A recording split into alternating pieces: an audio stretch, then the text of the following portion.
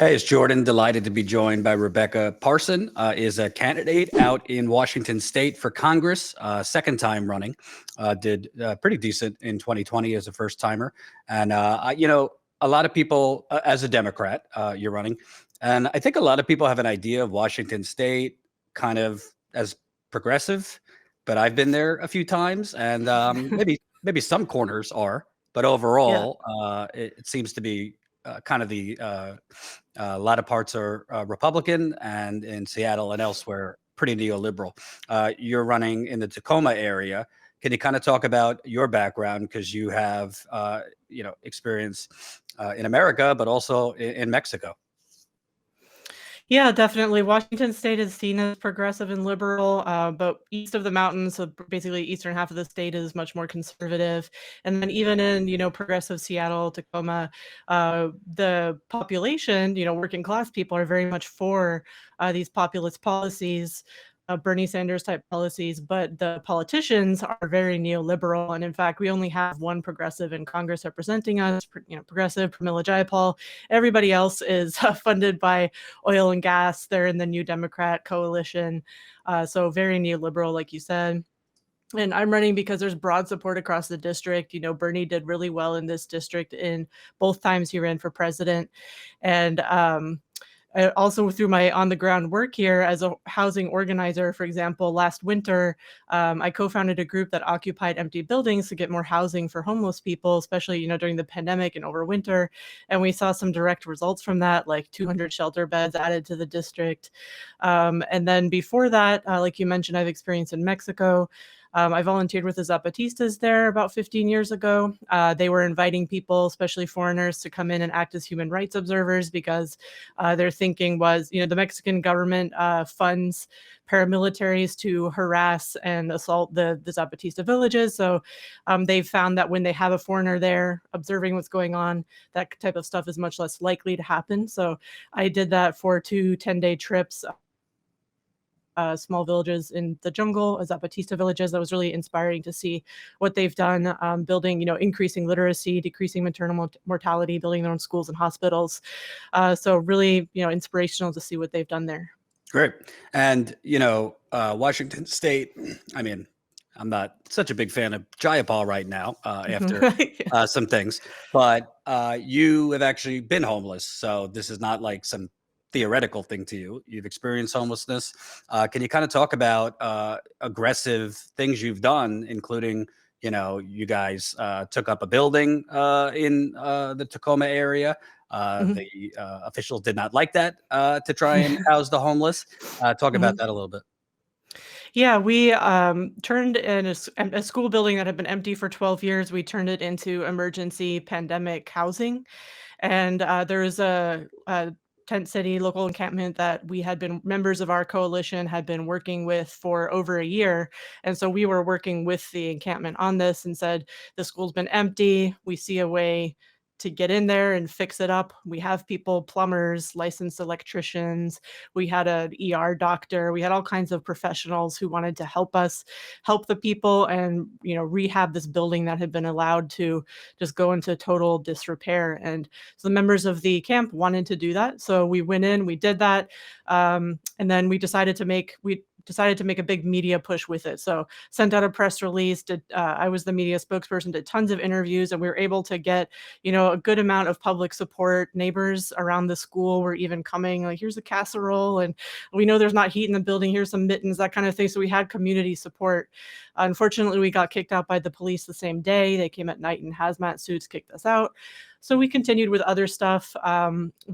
This idea we got from the Young Lords, which is a Puerto Rican group like the Black Panthers in New York City in the 70s.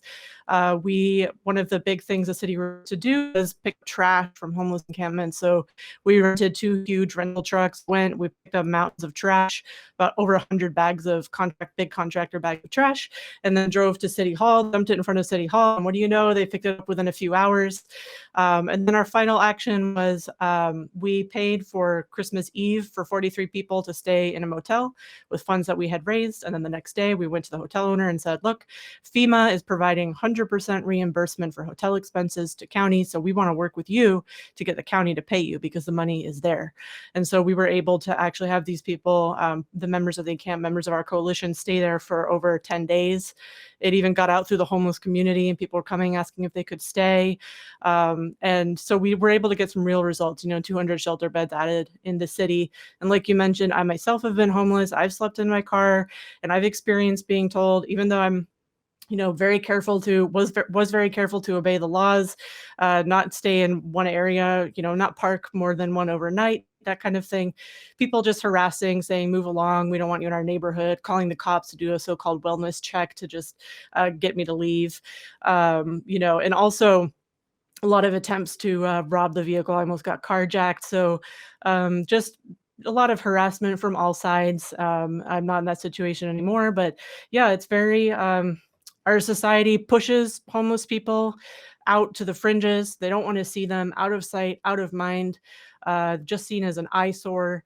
And as somebody who's experienced it, it really, I can say psychologically, start to feel very apart, because that's what society does to you. And so it has a big effect for people who've been, homeless for years and years, where just a lot of distrust put on them, and you start to feel just completely apart from society.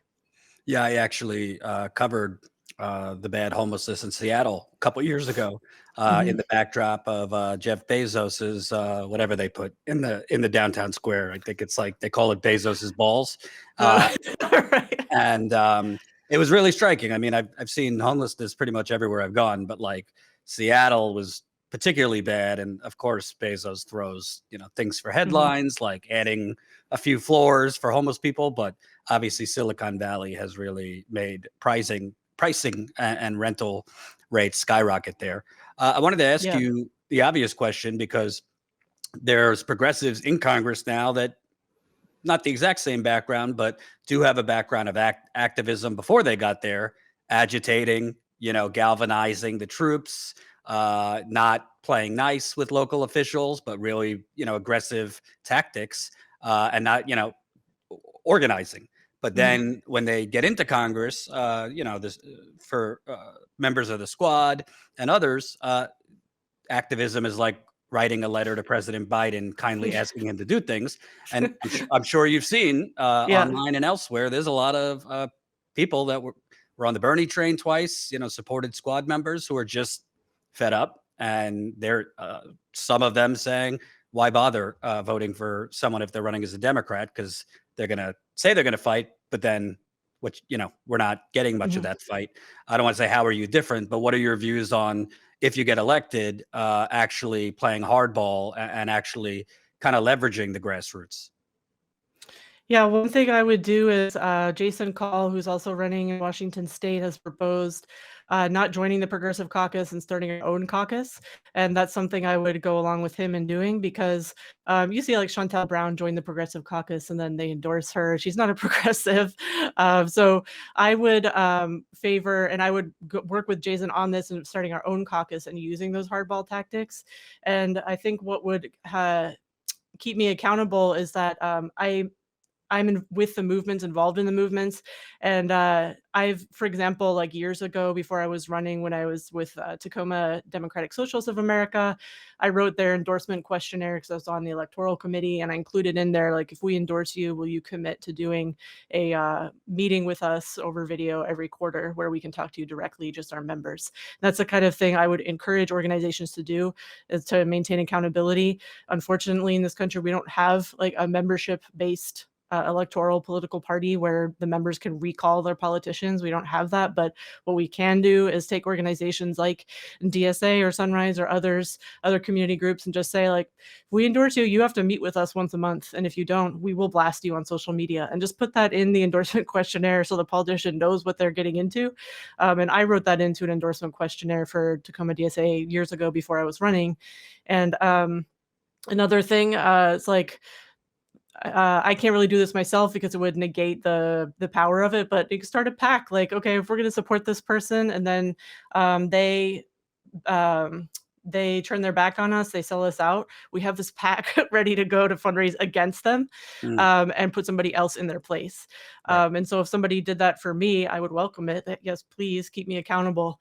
And in terms of the Democratic Party, it's a tool. For example, like Act Blue, if I wasn't running Democrat, I would immediately get kicked off it. It's what all the donors are used to. And when I call people, they're like, great, what's your Act Blue page?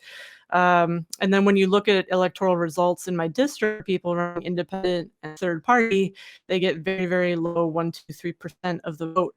And so I wish there was a third party, like a third party I could run and win, or run independent and win.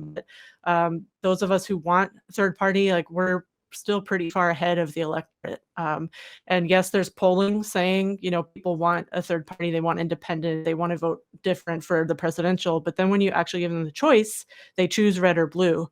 So we have to, in my opinion, keep in mind, where are the masses of people, on their opinion, try to pull them along, but not go too far ahead. Well, I also think that's the basic contradiction, because people advocating for a third party, which I too want, they're saying, the definition of insanity is repeating the same thing over and over, saying, we shouldn't run as Democrats. But then in most places in the country, if you run as a third party candidate, you get, if you're lucky, 3, 4, 5%. There have been Green Party candidates and others that have won, but where Nina Turner's running right now, she would lose. She would lose by a lot in that district. Yeah. And like you said, in yours, you would lose. So if you want to run to make a point, great. But that's a lot to ask working class people to give up 2 years of their life in campaigning to make a point. Yeah, exactly. And I think, what's the definition of insanity? Doing the same thing over and over.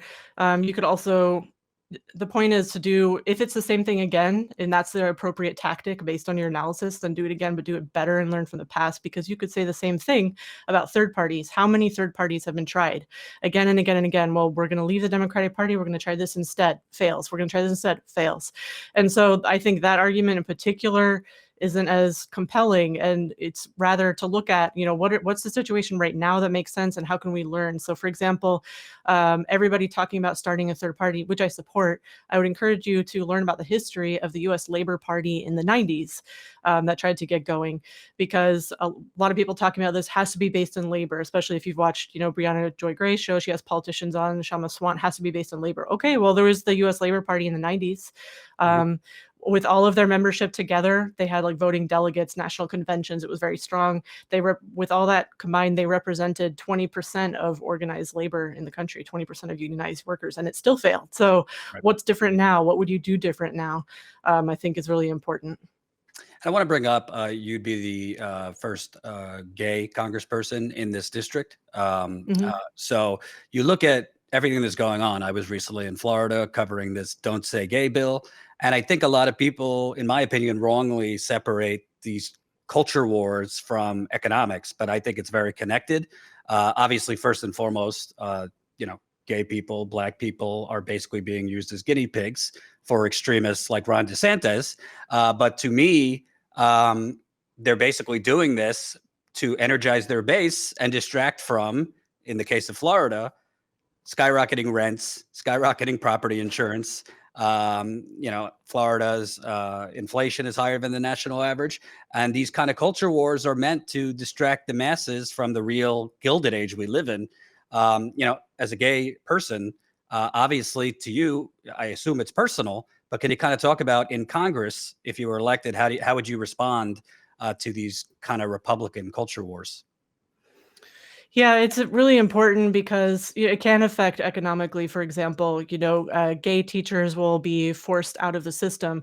No, there won't be written into the law. And if you go actually look at the law and just read it, which most, all this hullabaloo, like people just go read it.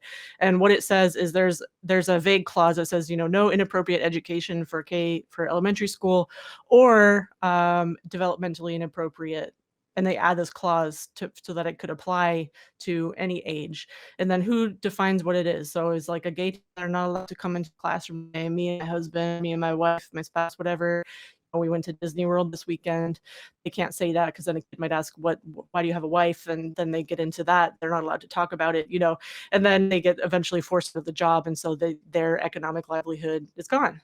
And Right. for me, it's very scary because I think about, when I was in the closet in high school and looking at the headlines, majority of Americans didn't support gay marriage, and they're calling like gay people groomers and pedophiles and all this stuff. Like, we're going backwards, and it's very scary. And what I would do in Congress is propose legislation to codify these Supreme Court rulings. So, the Supreme Court ruling legalizing same-sex marriage, write a law that does it, so it's actually in law. The same for abortion and reproductive freedom, put that into law. Democrats have had half a century since Roe v. Wade, and they haven't codified it into law. And then they just wring their hands and send fundraising emails about, oh, how terrible the Republicans are. Well, then do something about it. Right. Because yeah, it's very frustrating for me. And yeah, Republicans are distracting from actual economic issues.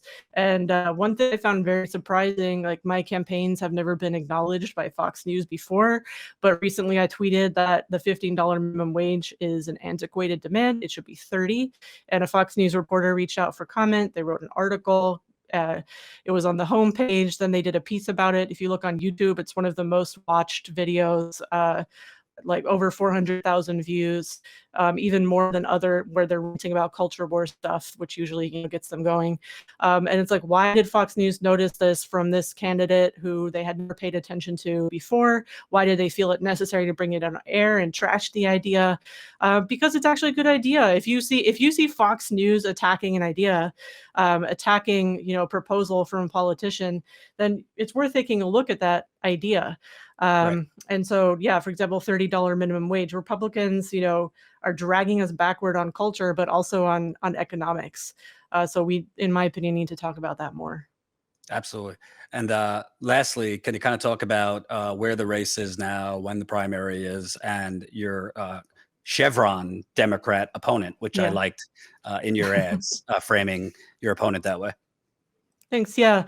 Well, it's going well. We have so far the incumbent, Democrat Derek Kilmer, one of the most conservative Democrats in the House, funded by Chevron and other big oil and gas companies. Right now, there's 3 Republicans in the race. Last time there were 4. So we'll see what happens. It's a top 2 or jungle primary. So all the candidates run against each other. The top 2 vote getters go through to the general. So this was the case with Sarah Smith, who ran in the district next to me in 2018. It was her, a Democrat, versus another Democrat in the general. So that is actually a possibility in this type of primary. Gotcha. And where could people support your campaign? You could go to RebeccaParson.com, and I'm on social media, all the platforms at Rebecca for WAFORWA. Cool. Thanks for joining me. We'll stay in touch and good luck. Thanks for watching, and make sure to tune in to Status Coup's daily live stream Monday through Thursday at 5 o'clock Eastern Time and Fridays at 4 o'clock Eastern Time.